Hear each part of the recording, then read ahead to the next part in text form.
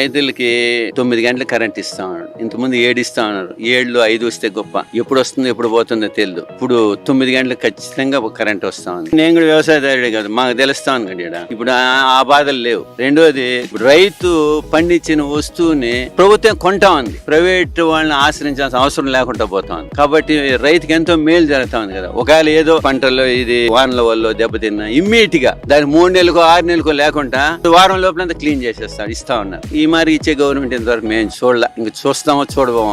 రైతు భరోసా అంటే ఇప్పుడు రైతుకి ధైర్యం. ఇప్పుడు ప్రైవేట్ వ్యక్తుల దగ్గర తీసుకుంటా ఉన్నాం డబ్బులు. ఈ రోజు వాళ్ళ దగ్గర పోయే అవసరం లేదు కదా. 10 రూపాయల వడ్డీలు, 8 రూపాయల వడ్డీలు ఇట్లా ఉన్నాయి. ఈ రోజు గవర్నమెంట్ ముందుగానే ఇస్తా ఉంది కదా. వాళ్ళు ఎదుకోవాల్సిన పనిలా ఆ డబ్బు వచ్చినాక వాళ్ళు సేద్యం చేస్తా ఉన్నారు. హ్యాపీగా ఉండరు రైతులు. హ్యాపీ.